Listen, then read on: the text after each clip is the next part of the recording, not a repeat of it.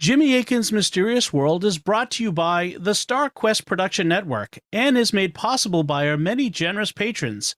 If you'd like to support the podcast, please visit sqpn.com/give. You're listening to episode 290 of Jimmy Akin's Mysterious World, where we look at mysteries from the twin perspectives of faith and reason. In this episode, we're talking about the history of Jesus' birth. I'm Dom Bettinelli, and joining me today is Jimmy Akin. Hey, Jimmy. Howdy, Dom. Jimmy, what are we doing on today's episode? Normally for Christmas, we release a Weird Questions program based on an episode of Catholic Answers Live. However, this time we're doing something a little different. Instead of using a Weird Questions episode, we're going to be using an episode in which Cy Kellett interviews me about the very first Christmas. Jesus' birth is very mysterious to a lot of people, and the Christmas cards and Christmas TV specials we see often aren't accurate. So Cy is going to be asking me about what we really know about the birth of Jesus and how we know it. So with that, Merry Christmas, everyone.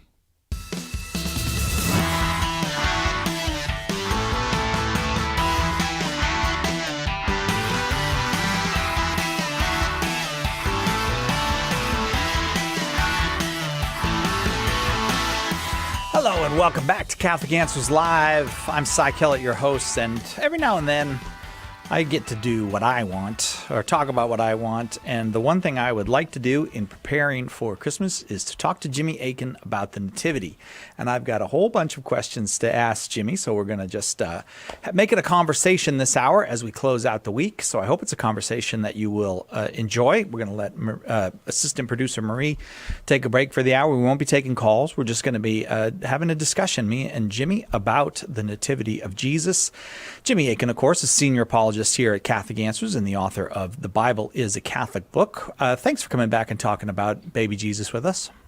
Oh, my pleasure. And even though it's just a conversation, that doesn't mean you won't be saying the phone number.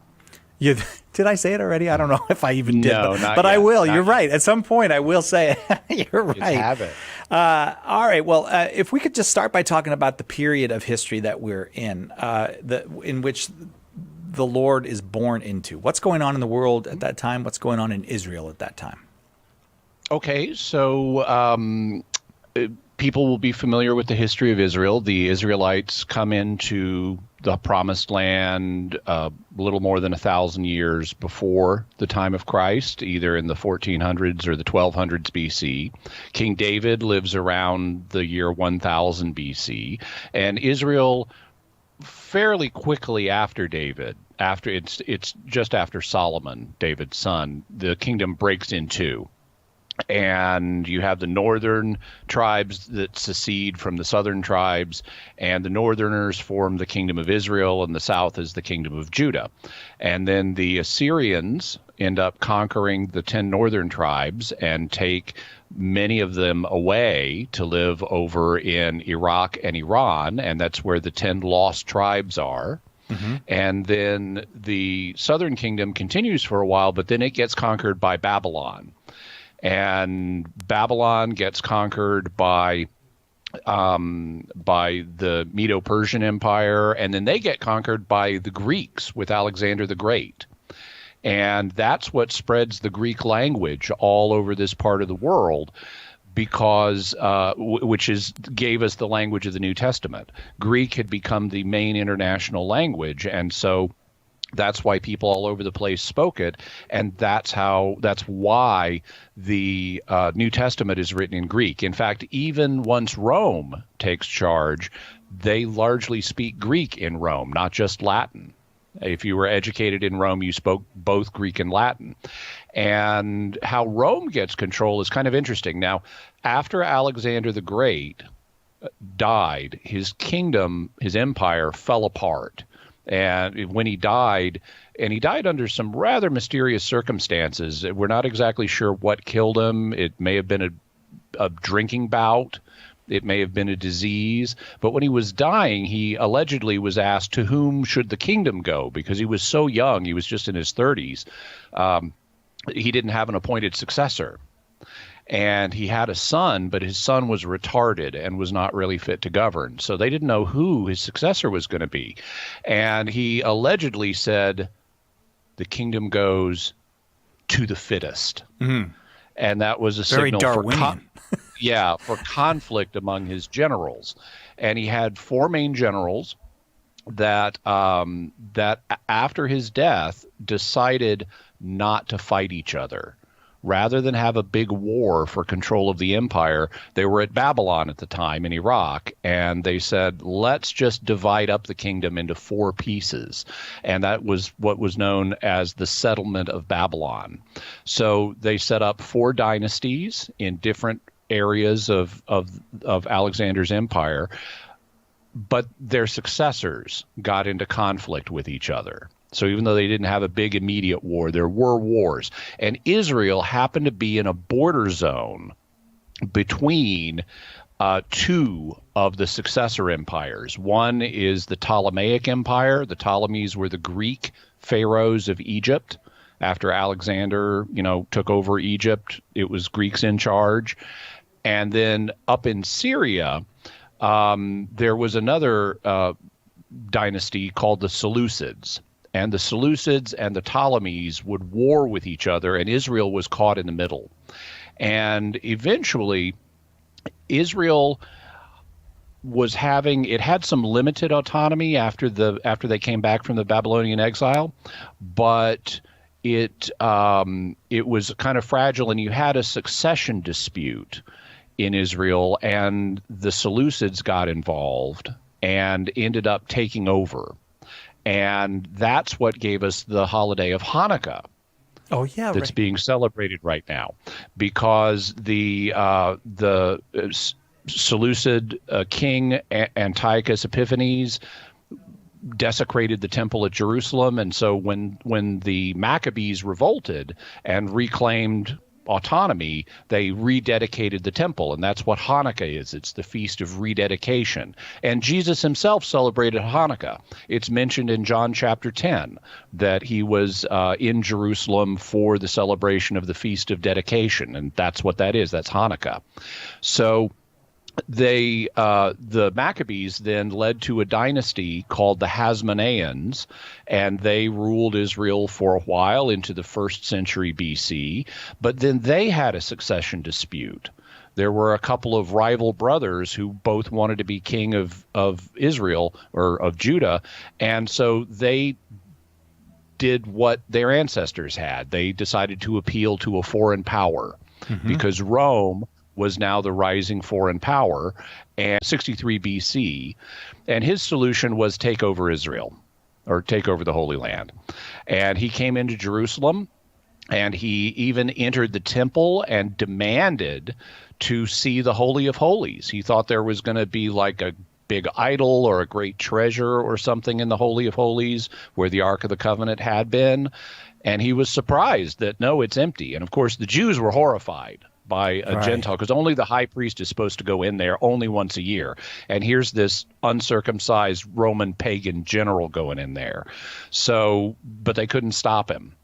And the Romans had a system where they tended not, in many cases, to rule directly. They would have local client kings.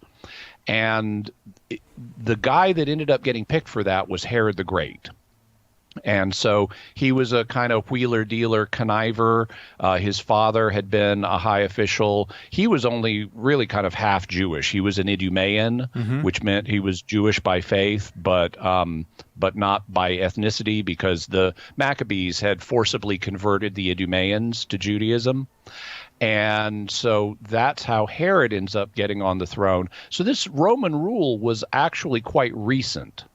And there was still a lot of memory of the Hasmoneans, the Maccabees, in other words, and all that they had done to promote Jewish independence. Right. And there was this, in fact, there's a study that's done in different fields of what names, what baby names are popular. And if you look at the baby names that were popular in 1st century Judaism, they're all like members of the Maccabee family.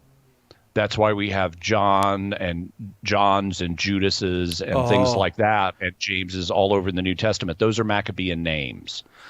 And so they're really idolizing the Maccabees, and they're hoping there's going to be there's this prophecy that the Messiah is coming, and even neighboring peoples had prophecies of a great king arising in this area. And so everybody in Israel is all ginned up about the idea that we're going to have a repeat of the Maccabees. We're going to have a Messiah born who's going to kick out these Romans and restore independence to us and restore the kingdom to Israel. Also, all of that is the setting into which he's born then. Right. So it's almost like a kind of globalism, really. I mean, it's not the whole globe, but it's very multicultural. The Greeks had tried to put it all cosmopolitan. There you go. A very cosmopolitan setting. Right there at a crossroads of Asia and Africa and Europe. Yes, yeah, and it if you want to evangelize the world, starting from a juncture like that is a logical place to start. So there may be a reason God put the Holy Land right there. If I could, Jimmy, I'm going to ask you about the sources for what we know about the Nativity. But first, I want to ask you about the census, because was this a common thing in the ancient world? Is the census? It's the census and pay the tax. Is that the purpose of the census, or does the census have some other purpose? The truthful answer is we don't know exactly what this was. What Luke says is that the decree went out from Caesar Augustus that the whole world should be enrolled. And the question is, enrolled how and in what? Yeah. Now, a very common theory is that it was a tax census. And so you would, count heads and charge everybody a certain amount of money, maybe based on the amount of land that they owned. And that's a possibility. The Romans did have, taxes. So every government has taxes. Right. And so that's one of the, they say two things are certain, death and taxes.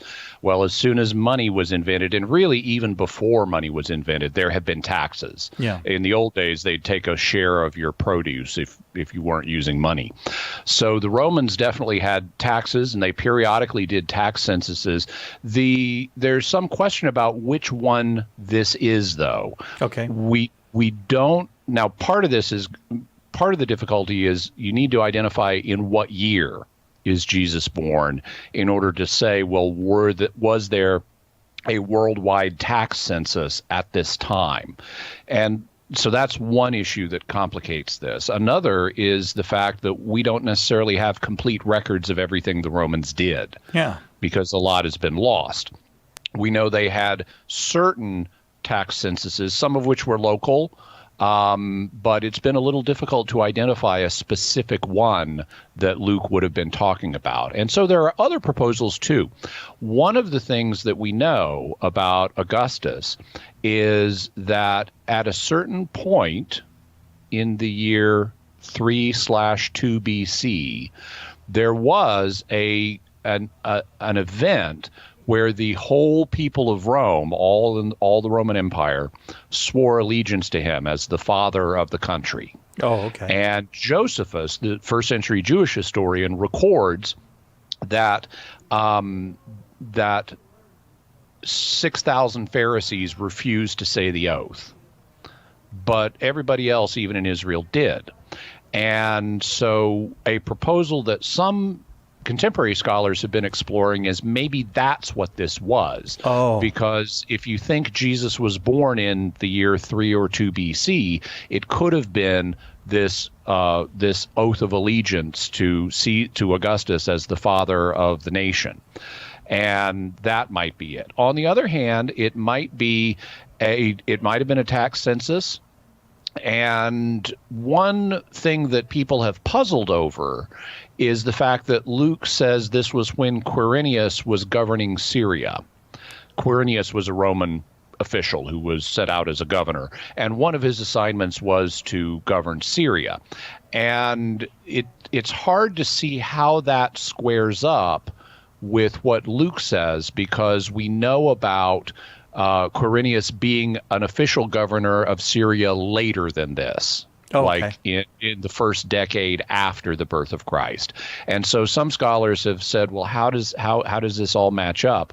One proposal is that it's sometimes translated, this was the first census under Quirinius.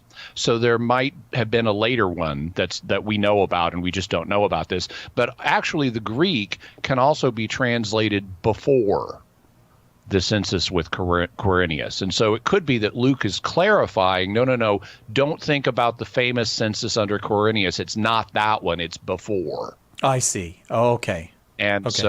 so we're not entirely sure what this event was, but there are a number of possibilities. So if you hear a skeptic saying, oh, Luke is just wrong, no, there are multiple resolutions to this. The question is, which is the right one?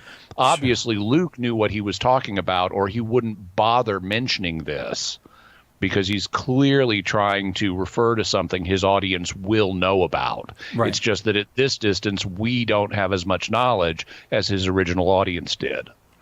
Okay, so you mentioned Luke there because the census is mentioned in Luke's gospel, and Luke is one of the sources we have for the nativity. Can you just talk in general about the sources that we have for understanding the birth of Jesus?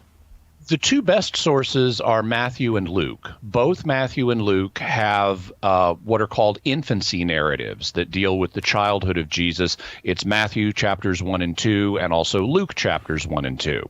And those are our primary sources of information. We do have other sources of information. Paul mentions the birth of Jesus a little bit. I mean, we have statements elsewhere in the New Testament that he's born of a virgin, or born Right. of woman, and things like that. So we have slight references, but nowhere near as much detail as we get from Matthew and Luke. Also, outside of the New Testament, we have a variety of early Christian documents that also record traditions about the birth of Christ. The earliest one that I'm familiar with is a work called The Ascension of Isaiah, which appears to have been written about AD 67, and it records some significant traditions about the birth of Jesus that we can talk about. We also there's another work from the first century, from the end of the first century, called the Odes of Solomon, which has an ode or hymn about Mary. And so we have some traditions there. We also, in the second century, we have some traditions from St. Justin Martyr in the mid-second century. There's also a document that we often mention on Catholic Answers Live, known as the Proto-Evangelium of James, or the Infancy Gospel of James, that has traditions about the birth of Christ. And there are others as well. So it's not only Matthew and Luke, but Matthew and Luke are the two best sources. So when you look at Matthew and Luke, however, then what are their sources? Do we have any hint about that? Because they tell different aspects. So it doesn't. Okay, I'm just going to throw out an idea to you, and you tell me if I'm wrong about this. None of this material is in Mark. Luke and Matthew tell the same story, but they give different details about it. One with the Magi and one with the shepherds. And so it would seem like they have different sources, but what do you make of it? Well, all of this material about Jesus's infancy had to come from Jesus's family. Now, right. Because they were the only ones keeping track of it. So Joseph could be one of the tradition bearers or tradents, to use a fancy word for it. Mary could be one of the tradents. Jesus himself could be one of the tradents, and other family members could be too. But somehow this all has to come from Jesus's family. And we know who at least one of the tradents was. Now, it's quite possible that Jesus could have told the disciples about some of this stuff himself. I don't have any evidence for that, but it's possible. But he may well have. But we do really well know who one of the tradents in the family was, and that's Mary. Because in Luke twice. Now, I should mention, ancient authors had ways of telling you who their source of information was without using a footnote, which is what we do today. We use a footnote. Ancient authors had other ways of doing it. One of them is a literary technique called an inclusio, And an inclusio is where you mention a person at the beginning of a story and at the end of a story so that it includes that entire story. And this is a way that ancient authors would signal, this is my source. It's the guy who's present from the beginning to the end of it. I see. And we see that with Peter in the Gospel of Mark. Mm-hmm. Peter's there at the beginning and the end. He's the primary source for the information in Mark. Luke, in the infancy narrative, twice mentions Mary, and he mentions her more than that, but he mentions her twice in a very specific way. He says, Mary treasured these things in her heart. Right. And that's another way of saying Mary remembered this. Yes. And the fact that Luke is telling us Mary remembered this is Luke's way of saying Mary is the tradent. She's the source of this information. And that could mean that Luke talked to Mary personally and interviewed her, or it could mean that Luke talked to people and interviewed people who had talked to Mary. Yeah. But one way or another, Luke is telling us this information in the infancy narrative is coming from Mary. I gotcha. All right. Jimmy Akin is our guest. We're talking about the Nativity of the Lord with Jimmy. The date, I suppose, is one thing people always want to know about. What day was he born? Obviously, 0. I mean, so when was he born? I mean, I was taught, I have to say, I was taught quite explicitly when I was in college by Bible teachers, 6 BC. Okay, and you will commonly hear 6 BC. The logic for that goes, well, we know from Matthew and Luke that he was born during the reign of Herod the Great. Herod died in 4 BC, it is said, and he seems to have been born up to 2 years before Herod died, because that's how old he was when the Magi show up. And so if you take 4 BC and you go back a couple of years, you get to 6 or 7 BC. And so that's a commonly accepted date. The problem is the evidence for that is not actually good. The evidence is that Herod died later than 4 BC, that Herod died actually in 1 BC. Josephus is our source of information about when Herod died, and he says he died between a certain type of eclipse and Passover. And that did occur in 4 BC, but they were way too close together for all the events that Josephus mentions. Okay. The better fit is in 1 BC. Okay. And if you say 1 BC, you back up a year or two, you get to 2 or 3 BC. And that's what the church fathers say. There's a consensus among the church fathers that it's 3 or 2 BC. And that's what Luke seems to indicate. In Luke 3, Luke says that John the Baptist began his ministry in the 15th year of Tiberius Caesar. Tiberius came to the throne in AD 14. His 15th year would be AD 29. He also says that when Jesus begins his ministry just after John the Baptist, he was about 30 years old. So you take AD 29, subtract 30, you would think that would be 1 BC, but there's no year 0. Yeah. So it actually is 2 BC. And so Luke also points at 3 or 2 BC. And the thing is that there were calculations made by Dennis the Short, right? Making the Dionysius Exiguus. Yeah, and so he was not quite guessing, but he didn't have all the information we have now when he made the year 81, the year that it was. That had he 1 BC technically. Yeah, 1 BC. Okay, so 1 BC, the year that it was, he didn't have the. That was it was a very well-educated guess, but yeah. And all of these are guesses, but the evidence is that Dennis the Short missed it by like a year or so. Okay. Jimmy Akin is our guest. We're talking about the Nativity of the Lord. If you, I almost said if you have questions, but no. We're not taking questions. We're just talking with Jimmy. I got a whole list of questions, and I'm going to keep moving through them. I want to ask about whether Jesus was really born on December 25th, and something about we'll ask a couple questions about the genealogies of Jesus, which are not the same, and a whole bunch of other stuff when we come back right after this on Catholic Answers Live. We'd like to take a moment to thank our patrons who make this show possible, including Robert B., Peter H., Lenora G., Andrew W., and Claire T. Their generous donations at sqpn.com/give make it possible for us to continue Jimmy Akin's Mysterious World and all the shows at StarQuest. And you can join them by visiting sqpn.com/give. Jimmy Akin's Mysterious World is also brought to you by DeliverContacts.com, offering top brand contact lenses at always low prices with free delivery. Visit DeliverContacts.com. And by Rosary Army, featuring award-winning Catholic podcasts, rosary resources, videos, and the School of Mary online community, prayer, and learning platform. Learn how to make them, pray them, and give them away while growing in your faith at rosaryarmy.com and schoolofmary.com.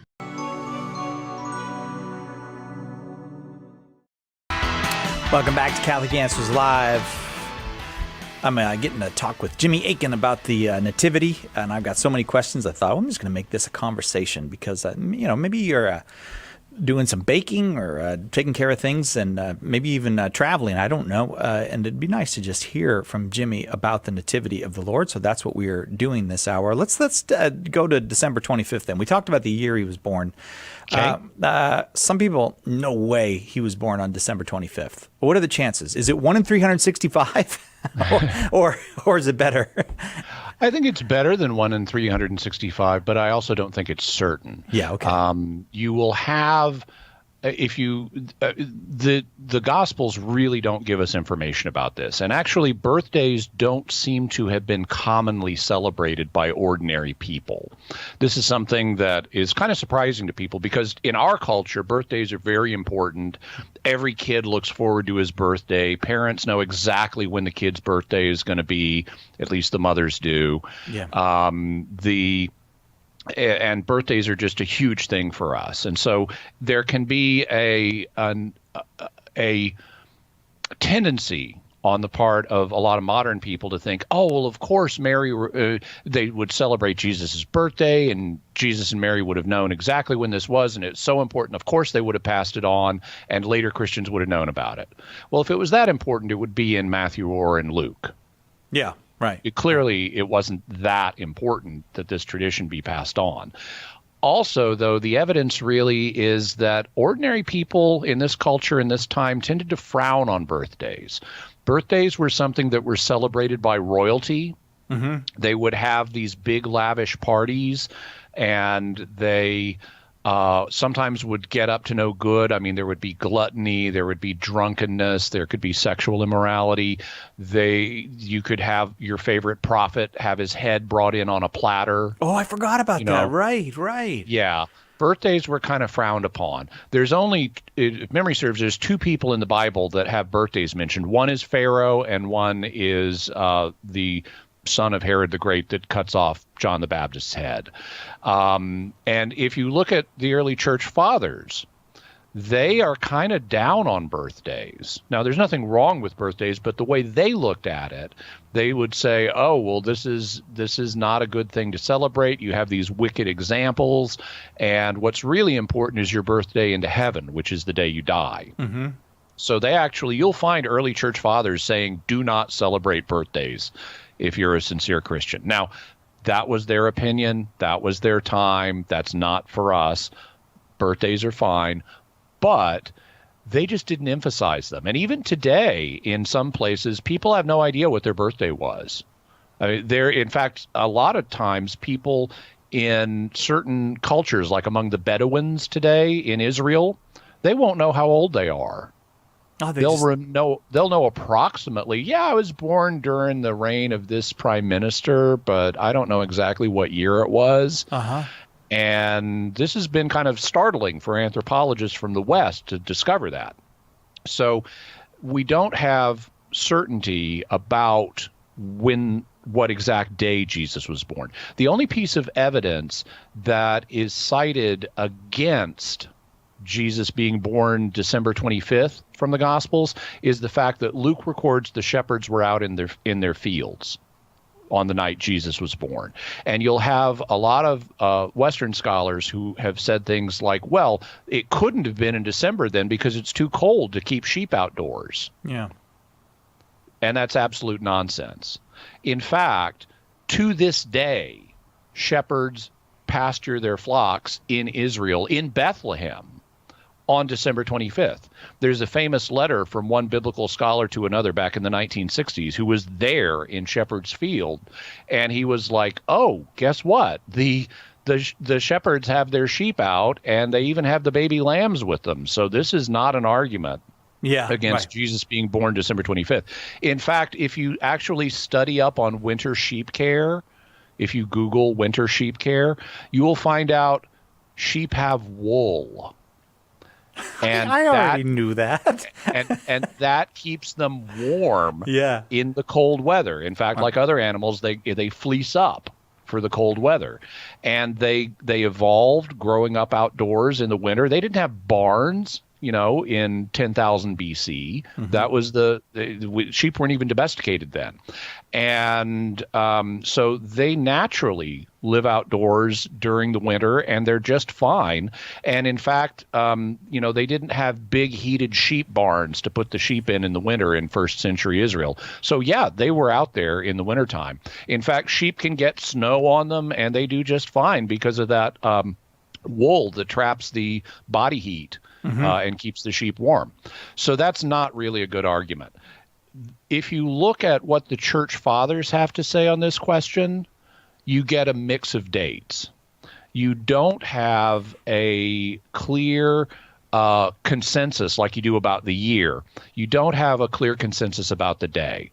You get December 25th is one of the first days that we see being proposed. So is January 6th. And there are a few at other times of the year where some church fathers think it was a different day elsewhere in the year. But now, by the way, you also sometimes hear people trying to link this to a pagan holiday, and the arguments for that also are not good. But the early, you don't have church fathers saying, hey, let's hijack a pagan holiday so people will have an alternative wholesome celebration. They don't say things like that. The ones who support December 25th say that's when I think he was born. Yeah, right. And so they don't betray an ulterior motive in what they're writing about this. So we don't know for sure. December 25th is a possibility, and it is one of the dates that's supported by the early church fathers. Now, there's another date that some have proposed based on the Bible. If you look in Revelation chapter 12, John sees a vision of a woman in heaven who is clothed with the sun, has the moon at her feet, and has a crown of 12 stars. Okay. The ancients were into astronomical signs. You had that's what brought the Magi to Israel, for example. Also, it says there right there in Genesis 1, God made the stars for signs. And so ancient people were looking for signs in the sky. Right. And it has been proposed by biblical scholars that John is encoding, because the woman then gives birth to Christ. Yeah. John is encoding information about when Jesus was born using astronomical signs. So, who's the woman in the sky, would you guess? Mary? Famous, no, not biblical. Think constellations. Oh, the woman in the sky. Oh, in the constellations. Oh, the famous Virgin constellation, maybe. Yeah, Virgo? Virgo, that's right. And it so happens that periodically the sun will be in mid-body for Virgo, and the moon will be at the feet of Virgo. Oh. Now the sun goes mid-body every year because the sun is passing through the zodiac, and so at some point in the year it's going to hit mid-body on Virgo. But the question is then, is the moon at the same time going to be at her feet? And that doesn't happen so often. But it did happen on September 11th, 3 BC. And so some people have proposed September 11th, 3 BC as Jesus' birthday.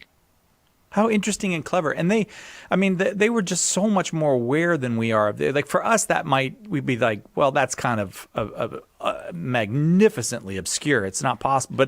But they really were much more aware of the sky than we are, of what was going on up there. Yeah. All right. Thanks, Jimmy. Shall I give you another question? Well, let me ask you this before we have to go to a break. Why are Matthew and Luke's narratives so different? They don't read the same at all. I mean, I shouldn't say at all, but in general, they don't read the same. So they incorporate certain basic facts. There are about a dozen facts that they both mention. You know, Jesus is born of a virgin. He was born in the reign of Herod the Great, things like that. His parents were Mary and Joseph, and so forth.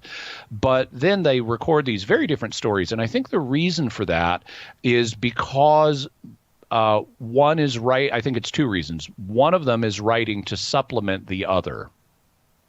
I think the authors of Matthew and Luke were aware of each other. Yeah. And so either Matthew wrote first and Luke is supplementing what Matthew said. Or, and I personally favor this, I think Luke wrote first and Matthew supplemented what Luke was doing.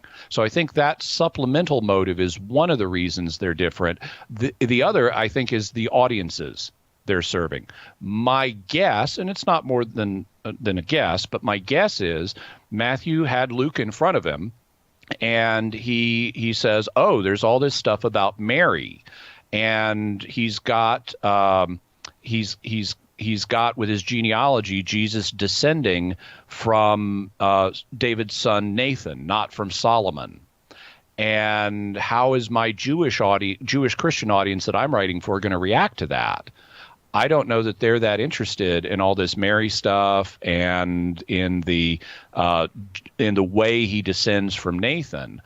I think they are going to want to hear more about Joseph, who's the legal descendant of David for purposes of his messiahship, and how Joseph descends from Solomon, who was the king. And so I think Matthew came along, he saw what Luke said, and yeah, this is all right, but I don't think it serves the interest of my audience as well as this other material. Yeah. And so I think he deliberately went with other material because he doesn't have space in a gospel. They needed to fit in a single scroll. Yeah, because they were so expensive. They needed to just be one volume works. And so he has to say, well, I have this other material that I really want to tell my audience about, so I'm just not going to include this stuff. I see. Yeah, right. You wouldn't. He doesn't need to do both genealogies. Luke has that one. Let me tell you the one that goes for Joseph's family that includes Solomon. And as you have said, over 1,000 years, there's probably 10 million different ways you could arrange Jesus descending from David. I mean, I don't know how many. Absolutely. There are multiple lines of descent. Yeah, right. Because of the ways these works. Like Queen Elizabeth is descended from William the Conqueror like 100 different ways or something. And Jesus descended from David multiple different ways. But there's actually, and we may want to touch on this after the break, there's actually an interesting reason why Matthew and Luke may have highlighted these two different lines of descent. Okay, we'll do that right after this on Catholic Answers Live. Welcome back. Catholic Answers Live. Jimmy Akin, our guest. Okay, so Jimmy, we're in the midst of talking, in a general conversation about the nativity of Jesus. We're in the midst of talking about the two different lineages given for Jesus in Matthew and Luke. You wanted to make one more point about that. Yeah. Also, I should mention, there's a common idea you hear that Matthew's is Joseph's lineage and Luke's is Mary's, and it's actually hard to support that given the evidence, because that is not what Luke says. Luke does not mention Mary in his genealogy at all, so it's hard to suppose that this is Mary's genealogy. But there's an interesting reason why they may have focused on these two different lines of descent. In the Old Testament, there is a curse placed on Jeconiah, king of Israel, at the time of the Babylonian exile. It says none of his sons are going to sit on the throne. And there's also another prophecy about the future restoration of the Davidic monarchy, where it says a shoot will grow from the stump of Jesse. This is a famous messianic prophecy. Right. And so some Jews apparently put that together and said, okay, so none of Jeconiah's descendants, because they could all be called his sons, none of Jeconiah's descendants are ever going to be on the throne of Israel.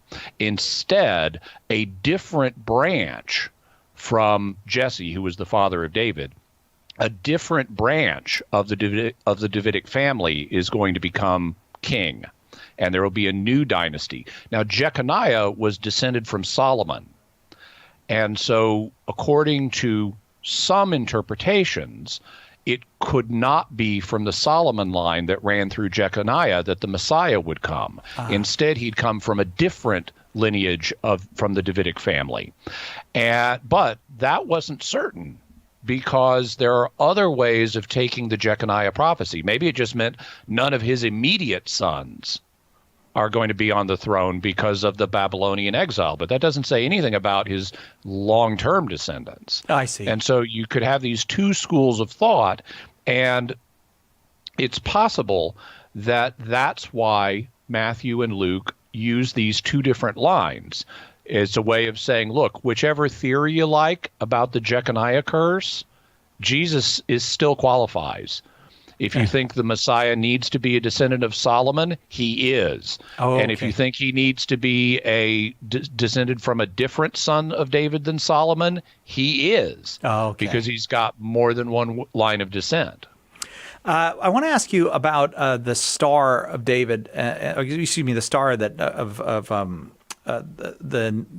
leads the Magi. Yeah, the Star of Bethlehem. And what is it, and who were the Magi? And this is in Matthew's Gospel, not mentioned in Luke's Gospel. Right. So it's hard to know for sure what the star was. You've got a bunch of different proposals. I mean, the Aetherius Society thinks it was an alien spaceship, but they're wrong. On so many things, the Aetherius Society. So many things. Yeah, actually a lot of things. Yeah. You'll also have the idea that it was a comet, but it probably was not a comet. Comets were seen in the ancient world as omens of disaster, not the births of kings. You've had the proposal it could be a meteor, but meteors last for like a fraction of a second. They don't hang in the sky the way this thing did for the Magi. It's been proposed it was a supernatural phenomenon. And that's often based on the idea that they were following it, that it was leading them around, and then it came to hover over the house saying, this is the house. Yeah. That's not actually what the text says. I know, and in this area, I'm just giving my opinion. Other people can have different opinions, but based on, and that's fine. Based on my read of the evidence, though, I don't think that's likely, because all the text really says is that the star was in front of them on the way to Bethlehem. And when they found the house, the star was above it. So it doesn't say the star was moving around in an unusual way. Also, if there was an unexpected new star, they wouldn't know how to interpret it, because it wouldn't fit in to their system of astrology. Yeah, right. And it wouldn't have any meaning. It's this new star. What are we supposed to make of that? So I think it was an established star. And because the fixed stars that just orbit every day don't move around, they don't have a lot of significance by themselves. The way ancient astrology worked was you looked at the planets, the wandering stars that move around in the sky, and you say, what part of the sky is this planet in? And that has a meaning. And there was one particular planet that was associated with kingship. Now, we kind of need to know about where the Magi were from in order to have a good guess at what kind of system of astrology they were using. A lot of times it's assumed that they were using Greek astrology, because that's what most Western astrology is based on, was Greek astrology. But they came from the East. Yeah. So why would they be using Greek astrology? There are different theories about who they could have been. I know Father Longnecker has a book suggesting they may have been Nabateans. I look forward to reading his argument. I haven't had a chance to yet. In the Church Fathers, you have a lot of people saying they were from Persia or Arabia or Babylon. Babylon is a very promising candidate. And we know a good bit about Babylonian astrology because we've got the records. You know, they had astrological books that we've found. And in Babylonian astrology, like in other astrologies of the period, Jupiter was the planet associated with kings. And Jupiter, by coincidence, in December of 2 BC, was hanging in the sky in the south as you were walking from Jerusalem to Bethlehem. And Jupiter is associated with a bunch of other stuff. It's actually fascinating. In Babylonian astrology, they had a whole bunch of signs involving Jupiter and Venus and Regulus, which was a star that they also regarded as connected with kingship. And one of my favorite examples is they had, if there is a lunar eclipse, and Jupiter is not in the sky for the lunar eclipse, if the kingship star is not in the sky when the lunar eclipse occurs, that means the current king in Babylon is going to die. And so what they did to protect the current king is they appointed a substitute king. They took had this substitute. Do that. Yeah. Nice. They had a substitute king ritual where they took a condemned criminal who was going to die anyway. They made him king for like 3 months. They had the real king demoted to like, oh, he's a farmer now. And we're having the priest talk about him like he's just a farmer now. And this is the real king over here, the condemned criminal guy. And then they would wait out the danger period and then execute the condemned criminal, and the real king would assume his throne again. I swear there's a movie in there. There's got to be a movie in there. It's kind of like the Mikado. Yeah. But according to Babylonian astrology, there were certain signs involving Jupiter that would indicate the current king in Babylon is going to be overthrown. And there was another sign that said a important king is going to be born in a land called Amuru. Amuru is west from Babylon, but it's on this side of the Mediterranean. So that points us at, it's not as far west as Greece or Rome. It's on the eastern side of the Mediterranean, so that points to Israel. And these signs involving Jupiter happened in 3 and 2 BC. Oh, yeah. So there's a very interesting book out on this subject that suggests, okay, they saw the signs saying the king of Babylon's going to be overthrown. There's going to be this great king born in the west. Let's head west and go to the only semi-independent king in the area, the major one, Herod the Great, and make peace early to get this new king on our side so that when he knocks over the king of Babylon, we will benefit from that. Yeah. And that, according to this theory, is what they saw and how it motivated them. And one of the signs is also the one from the book of Revelation. So there's a lot of stuff converging here, even though we can't be sure of everything. There's a lot of stuff converging here on this 3-2 BC time frame that makes sense in terms of Babylonian astrology. Jimmy, before we have to end today, I just want to ask you, because you hinted at it earlier, is there any information outside the Bible, in addition to this kind of astrological information, that we should be aware of as far as the nativity of Jesus?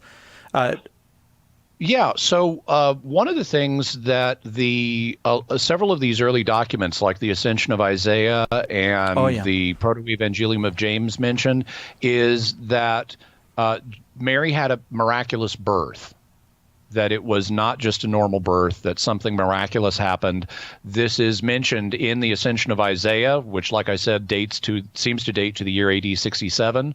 Also, it's mentioned in the Proto-Evangelium of James in the mid-2nd century. The Proto-Evangelium of James also says Jesus was born in a cave.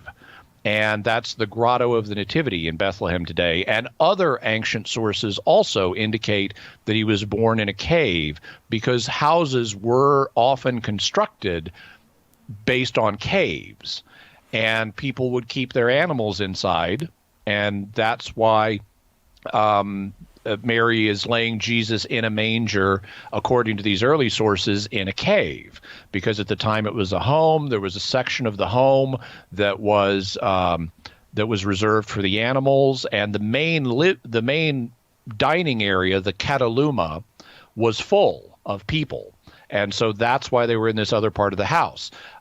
Incidentally, when Jesus is, later in Luke, when Jesus is sending the disciples to go find the upper room so they can have Passover, he says, ask for where the Cataluma is, where I'm going to receive it. So this was not a traveler's inn necessarily. It could just be a part of a house where people lived and met and ate, and that's what was full.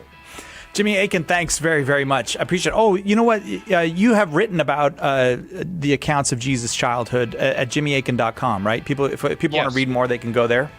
It's called How the Accounts of Jesus' Childhood Fit Together. At jimmyakin.com, A-K-I-N. Jimmy, thanks very much. Have a great weekend. You too, and Merry Christmas. Merry Christmas, yes. Well, Jimmy, that was excellent. What further resources can we offer to the listeners and viewers on the topic? We'll have a link to the paper that I wrote on how the accounts of Jesus' childhood fit together. Very good. So that's it from us this time. What are your theories about Jesus' birth? You can let us know by visiting sqpn.com or the Jimmy Akin's Mysterious World Facebook page, sending us an email to feedback@mysterious.fm, sending a tweet to @MYS_world, visiting the StarQuest Discord community at sqpn.com/Discord, or by calling our mysterious feedback line at 619-738-4515. That's 619-738-4515. And I want to say a special word of thanks to Oasis Studio 7 for the video and animation work they did on this episode. They're available for hire, so if you have needs for video, animation, or design work, be sure to give them a call or drop them an email. You can check out the work they do by going to my YouTube channel, youtube.com/Jimmy Akin. And while you're there, be sure to like, comment, and subscribe, because if you engage with a video, it tells YouTube that you found it engaging. So YouTube will show it to other people, and you can help the channel grow that way. Also, because I am trying to grow my channel, I'd really appreciate it if you subscribe and hit the bell notification so that you always get a notification whenever I release a new video, whether it's a Mysterious World video or one of the many others that I tend to be releasing these days each week. So, Jimmy, what's our next episode going to be about? Next week, we're heading towards New Year's, so we'll be doing a New Year's Weird Questions episode. We'll be talking about issues like baptizing fairies. What does Marvel's Soul Gem do to the eternal fate of a soul? What happens to your soul if the Borg assimilate you? Did Adam and Eve poop? Can you baptize an unborn baby? Is it possible to marry an alien? Would time travel cause an alternate universe? What are the implications of deathbed visions? And could there be an infinite number of past timelines? And more.